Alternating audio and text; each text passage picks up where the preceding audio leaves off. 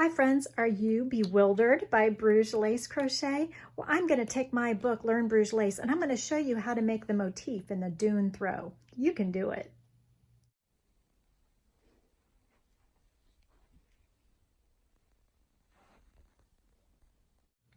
The Dune throw in my book, Learn Bruges Lace, which I have a couple copies left, I'll put the link in the description below, is a motif. So you make a Bruges lace style motif in squares and then you join them as you go. So I've already made one and I am going to show you this one later when we get to it on how you join as you go.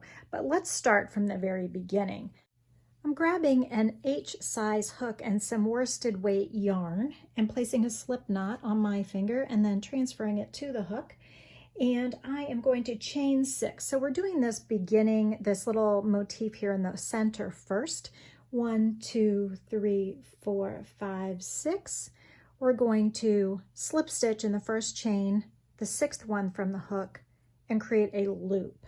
Now we will place 8 single crochets in the ring. So I've chained 1 and I'm going to place 8 in the ring. 1, 2, 3, 4, 5, 6, 7, 8. So this little interior motif is separate from these rows, these short rows that go around. So we have 8 single crochets, 1, 2, 3, 4, 5, 6, 7, 8, and I will join with a slip stitch, chain 1, and in each single crochet, I will single crochet 1, 2, 3, 4, 5, single crochet in the next. Okay, so we're just making this tiny little flower, 3, 4, 5, and then we will fasten it off and we will join these other rows, short rows, to it. So it's almost like an Irish lace style where you make one tidbit and then you add another tidbit to it. 3, 4, 5, single crochet, 1, 2, 3, 4, 5, single crochet, and we will put it all together, I promise. I just love crochet. As you know, I think it is, say it with me, a relaxing and valuable use of our time. So, and I love motifs. You know I love motifs because they're portable. 1, 2, 3, 4, 5, 6, 7, 8. 1, 2, 3, 4, 5. So we'll have 8 petals. I'll join with a slip stitch in that first single crochet, pull up a loop and cut that tail and thread the tail through the loop that was on the hook. So this is a completely separate little piece. Okay, and I will then, so now I'm making the outer ribbon or tape. It's called either a ribbon or a tape depending on which book you read, but it's this long strip. Bruges lace is usually made in strips. So I am going to start a strip. It's completely separate from our inner flower. We're going to chain 13. 1, 2, 3, 4, 5, 6, 7, 8, 9, 10, 11, 12, 13. Now these tapes often have chain loops on either side. So what I'm going to do is double crochet in the 10th chain from the hook. 1, 2, 3, 4, 5, 6, 7, 8, 9, 10.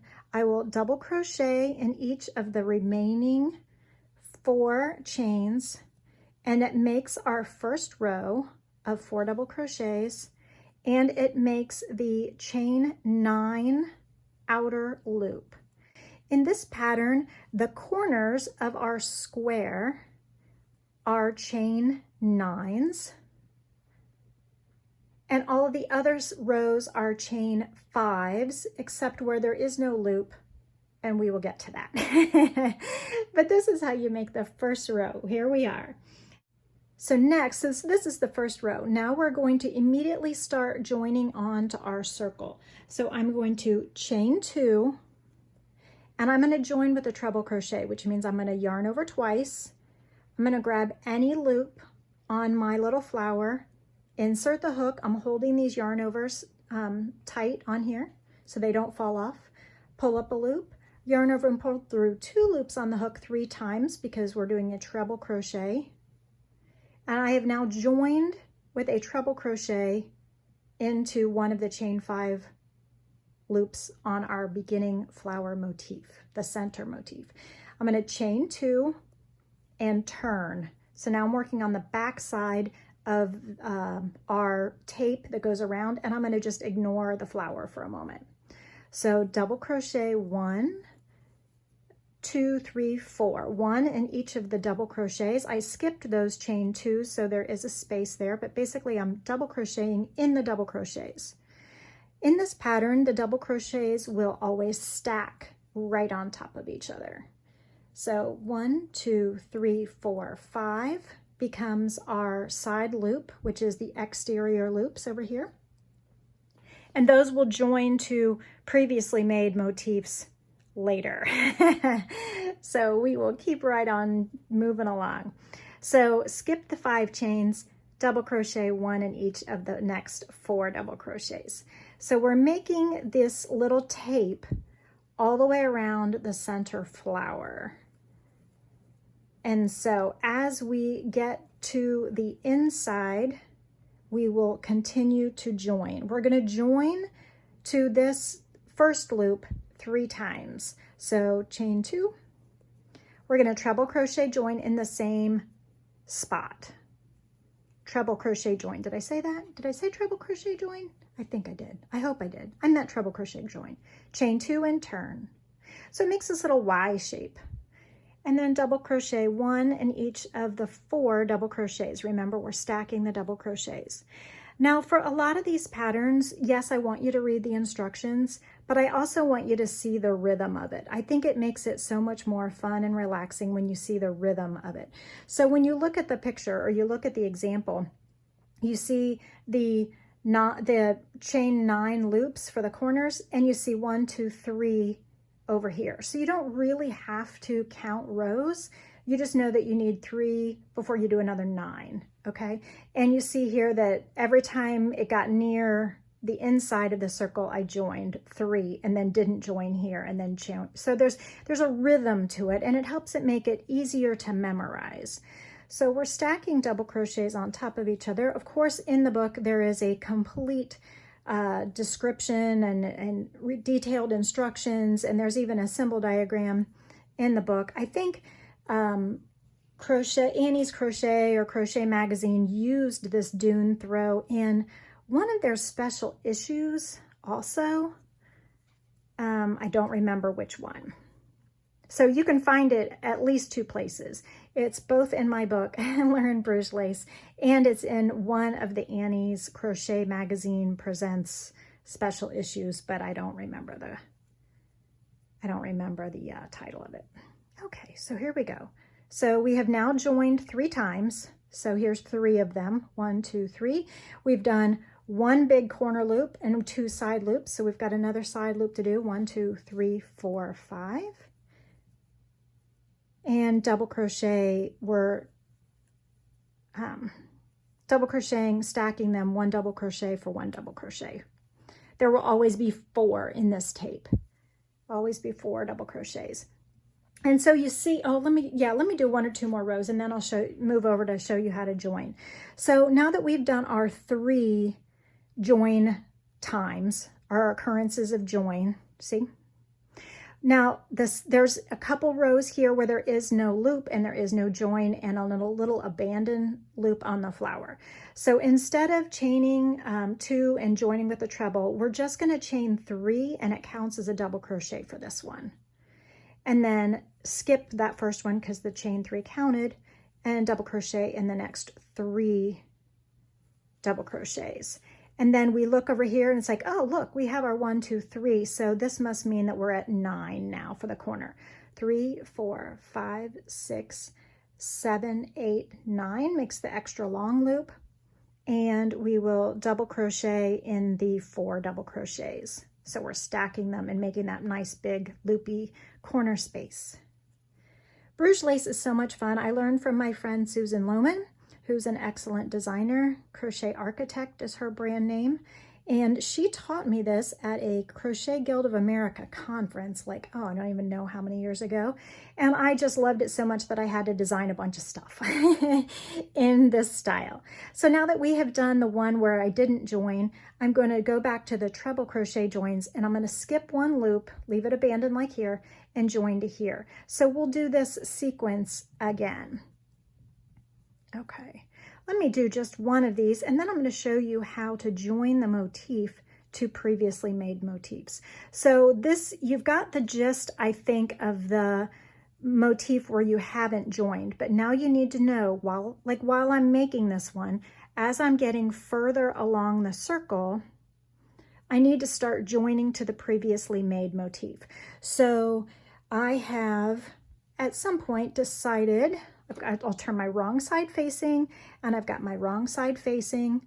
So there's the wrong side of the first one that I just completed all the way around just like that without joining anything. Then I started making another one just like what I'm showing you here with the purple and peach.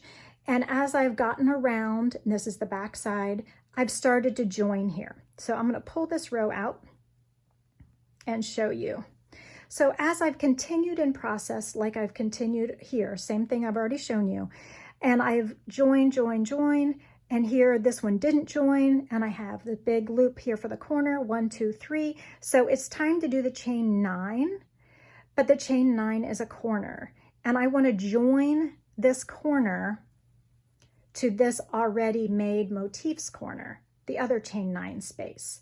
So I actually, this one I should probably have started over here so that I could do 2. So, because this one needs to join 2. So theoretically, let's pull that out. Because you need to be able to join both corners. Do you see what I'm saying? I had so much fun, I just kept right on stitching. Okay. So when I join together while I'm stitching, 1, 2, 3, 4, I'm gonna chain 4 instead of chain 9. Do you see where I'm at? I'm on the corner. And I've chained 4, I'm going to slip stitch into that chain 9 loop of the previously made motif, and then chain 4 more. So that makes 9. 4 plus 1 slip stitch plus 4 more is 9. Then I'll go ahead and work over here, stacking the double crochets as if that misty gray swatch first motif doesn't even matter. It's like it's not even there. I'm just ignoring it for now. I just joined it and let it go. And then it's time to join again, and we're skipping a loop and going in the next one. So it's just the same process we did already with the peach and lavender. So chain 2, treble crochet, okay, chain 2.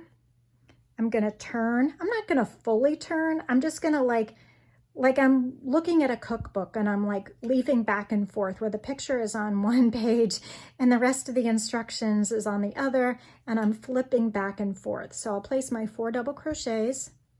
Instead of chaining 5, I'm going to chain 2. I'll slip stitch in the corresponding chain 5 loop over there, and then chain 2 more, which makes 5, 2 chains, a slip stitch, and 2 chains. And then I'll flip back like I'm flipping back to the other page, and then double crochet in each of the 4 double crochets.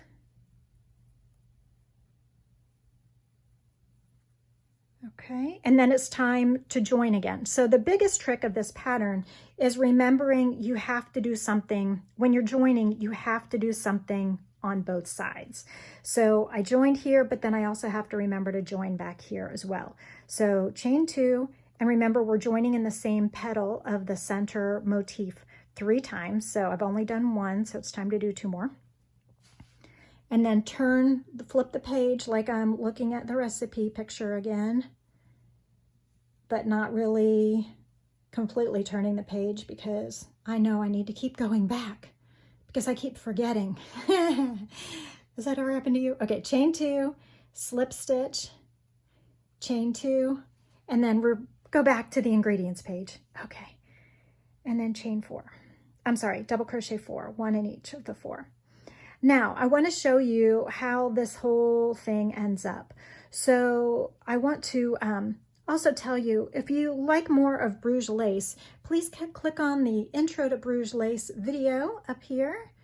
Okay, so when you get all the way around and you've joined here and here, and you get all the way to here, when you get all the way, you're gonna, so pretend this is all full. I would cut the yarn, leaving like, 8 inches or so. I would fasten this off. So pretend this row is all the way over here. I've gone all the way around. I would fasten that off, and then you match up the final row to the first row, and you whip stitch just those 4 stitches together.